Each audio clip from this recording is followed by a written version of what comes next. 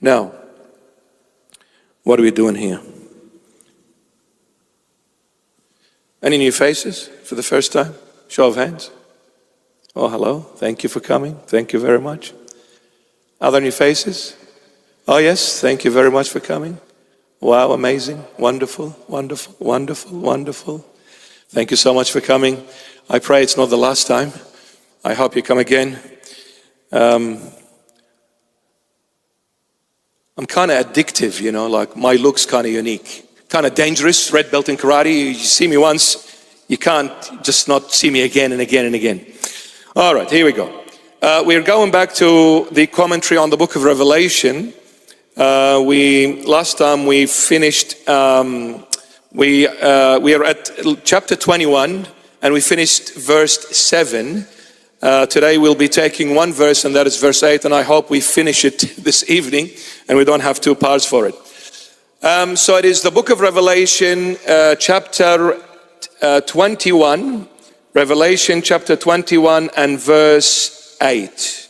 And verse 8. And it reads, "But the cowardly, unbelieving, abominable, murderers, sexual immoral, sorcerers, idolaters, and all liars shall have their part in the lake which burns with fire and brimstone, which is the second death. And all glory be to our Lord and Savior Jesus Christ forever and ever. Amen." Just a small reminder, because we've taken a small break since we've come back to the book of Revelation. We said that chapter 21 and 22, which is the last two chapters of the book of Revelation, chapter 21 and 22 talks about the church of our Lord and Savior Jesus Christ in her glory. Chapter 2 and 3 of Revelation talks about the church of Christ in her suffering. So when you read chapter 2 and 3, it talks about the church in her suffering, and chapter 21 and 22 talks about her glory. Chapter 20 was the judgment, the punishment of God on those people who rejected Him till the very end. It was the punishment of God to the people who have rejected Him till the very last second of their life on earth. They kept on being stubborn and refused to believe in the existence of God and His sovereign authority. And they were going to be cast into that lake of fire and brimstone, and that was the second death. Verse 8, today's topic from Revelation 21, it talks again, mentions again about the second death. And we spoke in depth about verse 8 and the second death, why John the Beloved mentions the second death in the heart of everything being renewed in chapter 21 and 22, i.e. the church in her glory. Because if judgment was in chapter 20, and that is the second death, why, when it came to 21 and 22, speaking about everything being renewed by the Lord Jesus, why is John the Beloved mentioning the second death in the midst of glory? And we spoke in depth back in December of 2024. You can go back to that lecture and listen to it in depth. And we said in a nutshell, the reason why John the Beloved mentions the second death in the midst of the church's glory, to say to all of us and remind us that God is love and justice.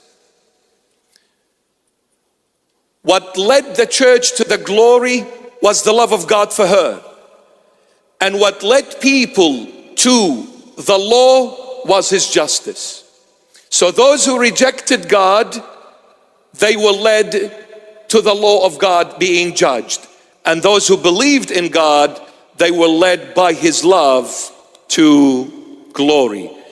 Love leads you to glory, and rejection of God leads you to His law, which is the judgment, the punishment of everyone who rejects Him.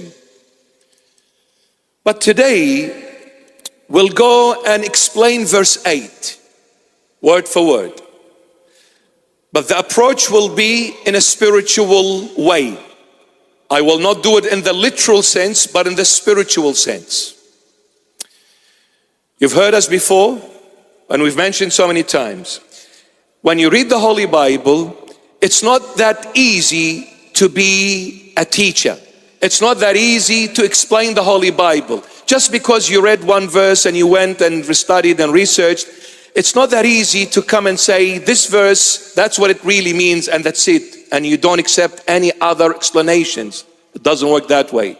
Because the Holy Bible can be approached, can be interpreted in so many different ways. And we've mentioned before that you can approach it in the literal sense, in the biblical sense, in the contemplative sense, in the spiritual sense, in the typological sense. There are so many ways. There are so many ways. So we're going to approach verse 8 in the spiritual sense. Verse 8 talks about people who will end up in the lake of fire and brimstone, i.e. being judged by God, and they will end up in hell, total separation from God. And this is what the second death is. What is the second death? When the spirit departs from its creator. The first death, when the spirit departs from the body. This is the biological, physical death which every human being goes through, those who come to this realm. Every human must die. This first death is the spirit departing from the body. The second death, which is the real death, is when the spirit departs from God. Now that is the eternal death, where there is no comeback.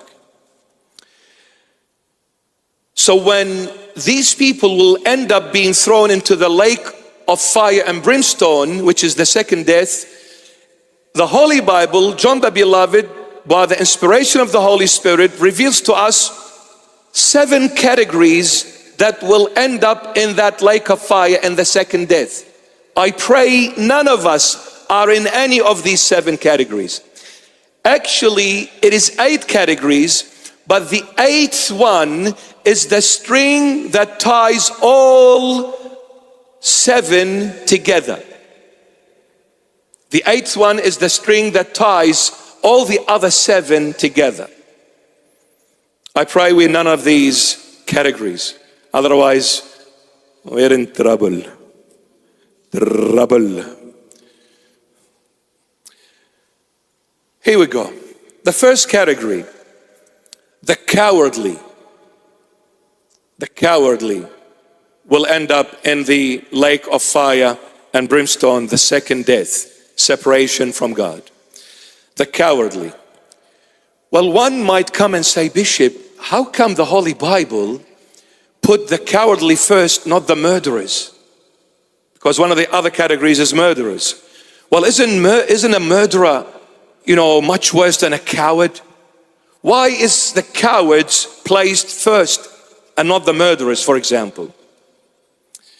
Well, why the cowardly first? The cowardly here is not talking about people that have fear if they walk in a little dark alley somewhere in the city, and then they hear a whisper behind them and they start shaking. Because cowards, you can put / fear. People that have fear. Cowards, fear. So it's not that kind of a fear where you're afraid of the dark, afraid of somebody following you, afraid of being alone. No, this kind of fear is very important to have. You know why? Because without this kind of fear, there is no repentance. Because sometimes God needs to shake us to put some fear in us in order to come back and say, I'm sorry, I'll never do it again. So it's good to have fear, but not being a coward. Top of the list that won't make it to God's kingdom are the cowardly. Oh. So who is the cowardly here? The cowardly here, my beloved, is the Christian who fears that the sacrifice of Christ was not enough to save him.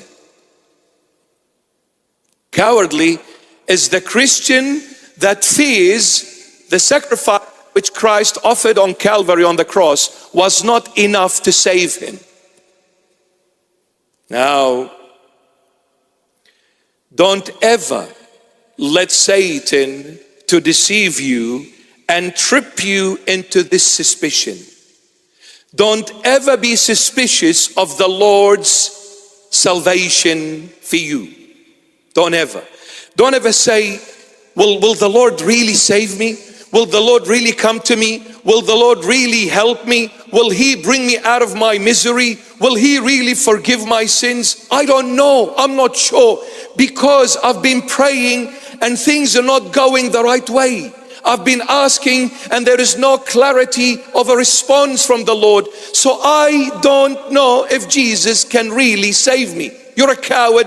You go into hell. Step on Satan and tell him, be gone. Or in the 21st century language terminology, get lost. Don't ever let the enemy put this kind of a suspicion in you that I'm not sure if Jesus can save me. Don't ever do that. So these are the cowardly. Because the moment you are suspicious of Christ's salvation, you are closing or shutting the door of mercy in your face. You are the one, not God. So every time you're tempted, say, Lord, I believe, I trust, even though I'm weak, even though I have walked away from you, even though I have really hurt you and upset you, I've denied you, I've sold you like Judas Iscariot, but I still believe that you are my Savior, you are my Redeemer, and no matter what happens, nothing can take me away from you, no matter what. Believe in that. And if you believe, you shall receive. If you believe, you shall receive.